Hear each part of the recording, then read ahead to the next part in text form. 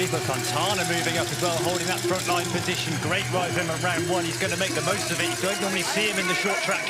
Martin tucks the hands in, gets underway, and this is unbelievably fast grass straight, really, really wide. It's Dario Lillo Ollie to the front. Dario Lillo fresh off that win, but he was third in the short track in round one as well, so we know how strong he is in the short. This is the pinch point now. This is the dangerous section. So narrow through here as they dip down into the tunnel. Who's that going around the outside? It's going to punch yard maybe. It's like Washi versus Aldridge versus DeBow versus Azaro. 4 wide into the first corner.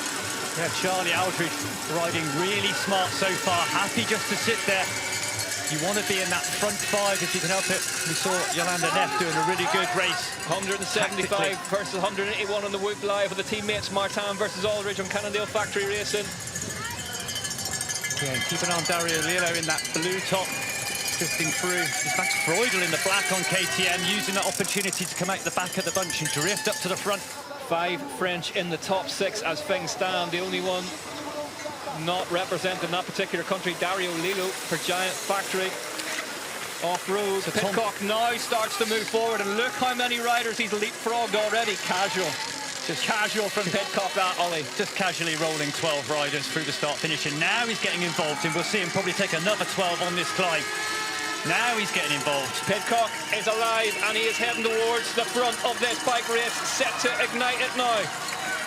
Yeah, Bjorn riding, mixing up with Columban and Pidcock attacking. Pidcock moving towards the front now on the number 37 bike. There we go, just straight like that. to the front.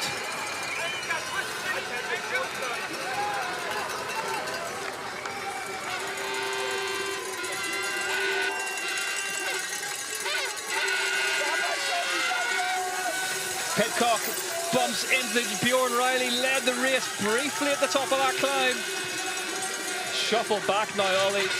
There is a really, really large, really, really hungry cat in amongst these pigeons. This is going to be an all-out battle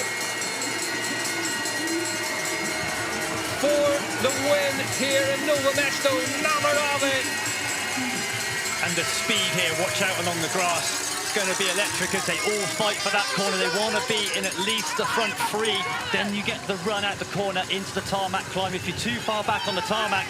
Look at Saru just putting a hand across the brandle there to let him know he was there, but there wasn't enough room to get by. This is going to be tight. Pidcock trying to slide through the middle as well. Pidcock right in the mix. Azaro sitting dead centre. Aldridge bombed it up the inside. That's just getting undertaken by a caravan. And it's Aldridge now hits the front. Gets it done. Absolutely superb bike riding from Charlie Aldridge to arrive on the bottom of this climb first. Luca Martin looking racy beside Cerullo, just gets bobbled out again in that gravel. Cerullo just clipped out, caused a massive wobble. Pidcock got slightly caught up on that, is now having to battle for the front.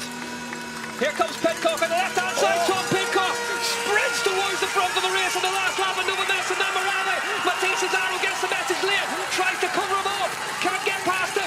Look at Martin going elbow to elbow behind him. And it's Azaro looked over his shoulder at the perfect time, was managing to on the wheel of Pidcock now.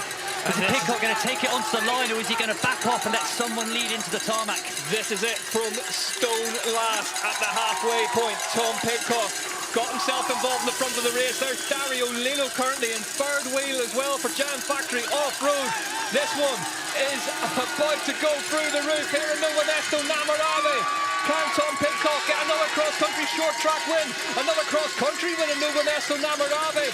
Or is one of the new schools going to ruin his day? Pidcock launches from the base of the climb. Azaro matching him every pedal stroke of the way. Here comes Dario Lillo in the blue of Giant Factory off-road behind him. I didn't know Pidcock would go early, but he hasn't. He's split the pack, and it's Azaro looks over his shoulder. Look at the gear. Azaro is having to push to deal with Tom Pidcock, but here comes Matisse Azaro. Matisse Azaro right away from Tom Pidcock on the start-finish straight at Nové Město, Moravě. You watch enough bike racing, you get to know the body language, you get that sense whenever a rider just has that extra cog in the box. Look at that, Azaro beating Tom Pidcock and Dario Lillo. Yeah.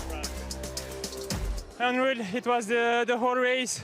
I felt it from the beginning that today I had the leg.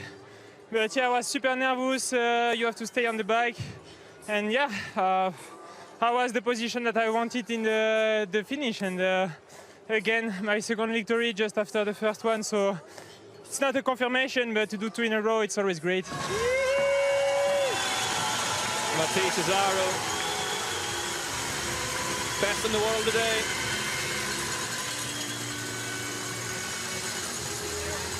Really big victory, that one for Cesaro, and doing it in a venue, an historic venue, or classic venue of Nové Město.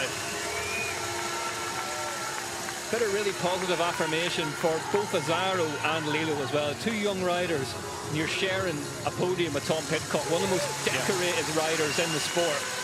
Here we go, though. Matej Cesaro leads the short track standings by 180 points from Dario Lilo. Martin Vidari's in third. Big gap already at the top of that one, Ollie.